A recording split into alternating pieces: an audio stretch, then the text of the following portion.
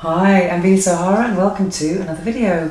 The other day someone wrote to me and asked me how people react to my job as a sex toy reviewer and sexual wellness content creator. And yes, over the years there have been some interesting reactions, to say the least. On the positive side, a lot of people that I hardly know and some that I do know quite well open up to me a lot and they tell me all their deepest secrets about sexuality. And on the negative side, I have been the receiver of some judgmental people as well, some harsh judgment, I would say. So anyway, I thought I would make a video today about 6 toxic friends, or 6 types of toxic friends that I have eliminated from my life.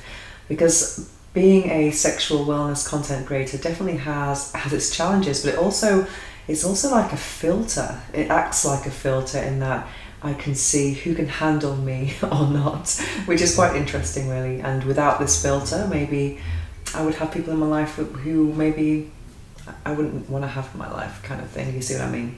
So I've written down a little list here that I can hardly read. So the first type of person that I have eliminated from my life are judgmental people. I've had a lot of that over the years. People who make some kind of very detrimental, harsh comment about what I do, and it's just sometimes I wonder if I think some of it they're projecting their own feelings about sexuality, because not everyone is open about sexuality. So I've learned, well, that's kind of obvious, I suppose.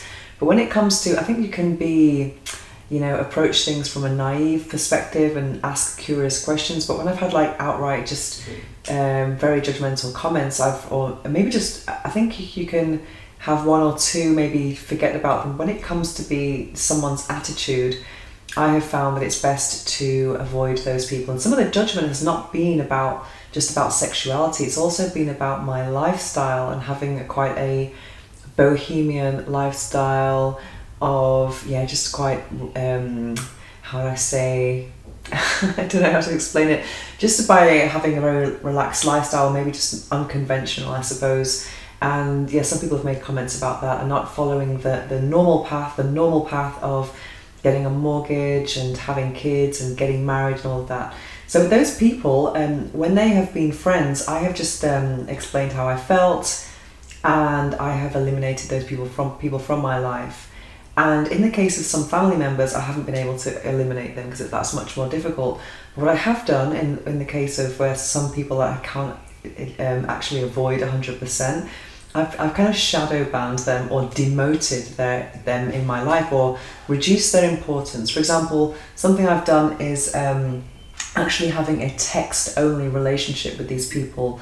For example, messaging them at Christmas, their birthdays, etc., but not being available for meeting in person or video calls or anything like that. And I found that kind of helps. That's really helped me, because I think that when you create a distance with someone, it's sad, but it's true, but that's the only time they start to respect you. And it shouldn't be like that. It should be when you're close to someone, they should definitely respect you at all times, but that's not the case with some people. So I think now I've created sufficient amount of distance with these people that they probably respect me more, that I'm less in their life. Obviously they don't know everything that's going on in my life. So that's what I've done with judgmental people.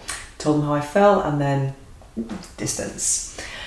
And another thing I have eliminated from my life are people who are gossips. I think gossip is very dangerous, and rumours are very dangerous because sometimes they're not exactly true. And there's a thing like Chinese whispers. When you whisper, someone gets hold of some information and it gradually gets distorted. People have selective memories.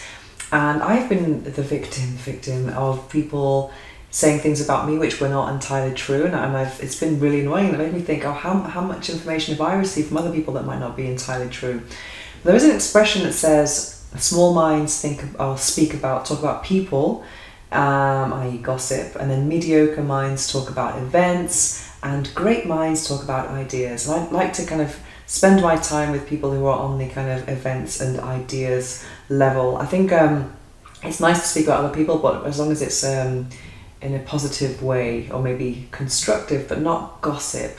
And I have had some gossips circulating in my life recently, and I've managed to kind of step away from them, because I thought, I can't spend my valuable time on this planet around these people. definitely toxic. So that's a good thing to do.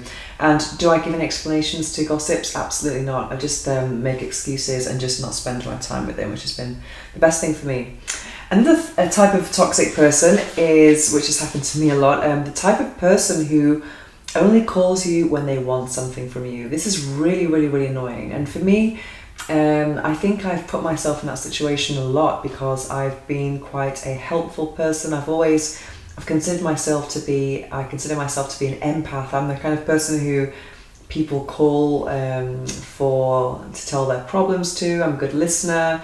I give good advice. I'm not judgmental. I offer some different perspectives, and also here in Spain, I speak 4 languages. So I've attracted people who maybe don't speak the local language, but they're always calling me to make calls on their behalf to an electricity company or do favors for them.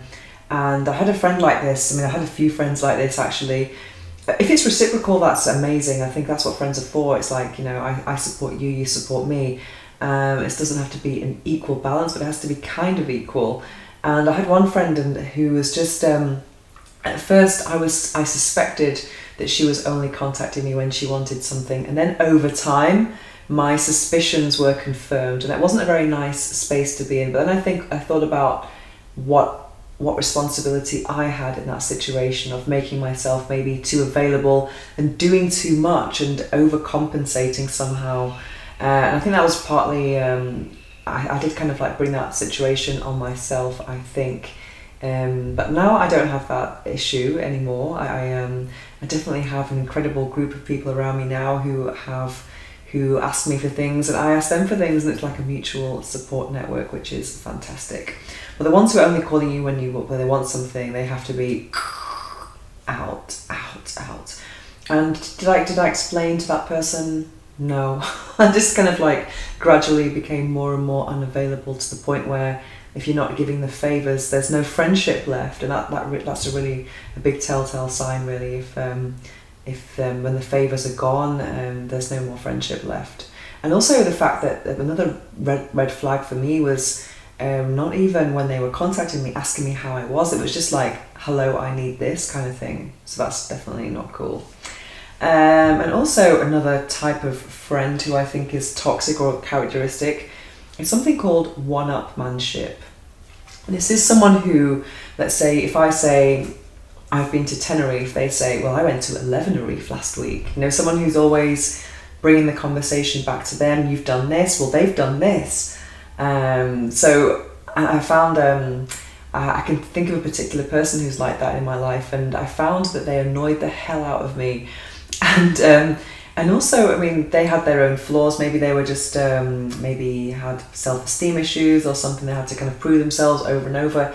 But we all have our flaws. But what I didn't like about the situation was the person that I was becoming because of it. I tried to kind of do the same thing and kind of level up and kind of like, I was really in my ego. Well, do you know who I am? You can't one up this particular thing that I've done. So I just, so I didn't like the person that I was becoming in that situation. So I had to kind of like step away from people like that as well.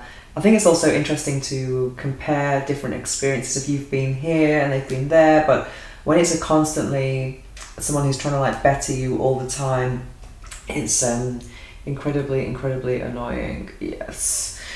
So another type of friend who I have eliminated from my life in different stages of my life. I have had people around me who are involved in self-destructive activities and bad habits, and I've had people like this maybe different stages of my life, going from university to all the different cities I've lived in. And sometimes when it's the case of someone who's, let's say, using alcohol or drugs or something like that, then I think sometimes you can't really reason with someone who's not sober. It's very difficult. So for those people, I've just tried to really step away and just, I don't want to be the person who's going to be around to pick up the pieces. And I think it's a kind of dangerous situation to be in sometimes, especially when in one case, one of my flatmates actually stole money from me to buy some illegal substances, which was very, very annoying. And I remember, I can think of at least maybe 8 people who fall into this category. So that's quite a lot, really. I remember I was living with a couple in Madrid, and they had some very bad habits, let's say. And when money was stolen from me, and they were using the rent that I was paying to get high, whatever, I suddenly left without kind of paying. I kind of like left. It was like the third of the month. They were asking me for the money, and I was just like, yeah, and I kind of like left when they were out.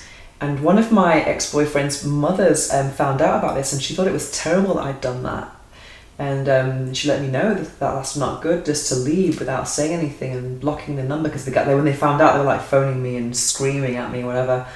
But I told her, but there were drugs in the apartment. What do you want me to do? It's like on the coffee table. You can't come home with friends there and you just see this kind of crazy stuff going on. So, and she said, oh well, I totally support you in that situation then.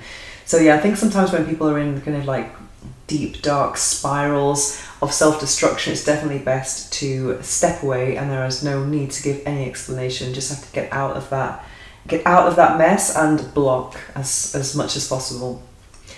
And last but not least, the type of person I am eliminating or avoiding in my life this is very personal. This might not be the case for you. Maybe you have different criteria or circumstances. But for me, I am not interested in maintaining friendships with people who were my previous friends with benefits. Even though I have incredible memories and experiences with people who I've experienced this type of relationship with, at the moment I can think of some people who are still try to meet me, even though they're in different stages of life, such as, they have some are married, some have created families and all of this, and I'm just thinking, do I really want to meet you and catch up? Do you have any right to know about my life now and what's going on? I can't be bothered to fill you in. It's none of your business, kind of thing.